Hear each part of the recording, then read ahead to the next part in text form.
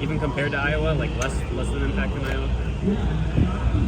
I mean, it really didn't do an impact for people that had it or didn't have it in Iowa. So I would say, yeah, it's definitely. I probably would say we're in the same place if we used it or not used it.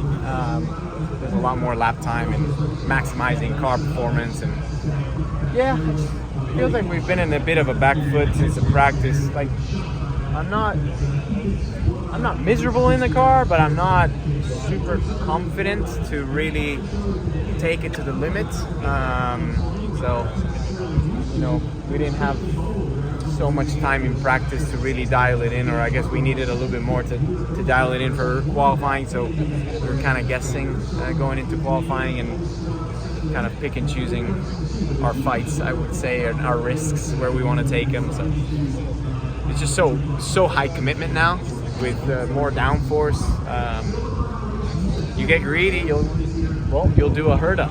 So yeah, it's tight. I don't know how tight it is, but I'm assuming it's tight because practice it was. Yeah. At a track where you've historically been so strong in your career, like, is that lack of comfort, does that just kind of come down to how much the car's changed over last year with the added weight and then the downforce that's come to counteract the weight? I mean, Nolan tested here, so I was hoping that we would have learned a little bit more than what we did. I know some other teams didn't test here. I know Andretti did, and they look like they've got, 6 rockets. So they're going to be really tough to beat. Tomorrow, I think the race strategy is going to change a lot to years past because of just how the mileage is going to be now with the fuel, with the more downforce and all that new drag. So we'll see. I mean, to be honest, I don't think I've ever had a pole in an oval. I know how to race them well, but it seems like in qualifying we're missing something. I don't know what it is. We've had the occasional P2, maybe P4, but it seems like we're always in the realm of second, third to 10th. So we're right where we always are. It's not a bad place. I'm looking forward to tomorrow. I love night races, which is it even going to be night? Oh, well, that's a bummer. Maybe dusk at best. Yeah, well, there goes my. That's it. Without rain, how can we delay this race for like a mile? That's what we need. We'll have to enjoy the heat, I guess. Nolan was upset with his qualifying run. So was Alex. Was it just a team philosophy, a set of philosophy that was off? Nolan had different issues than what I did. Alex, I quite didn't ask Alex what was wrong. We just seem slow compared to where we need to be, basically. Like,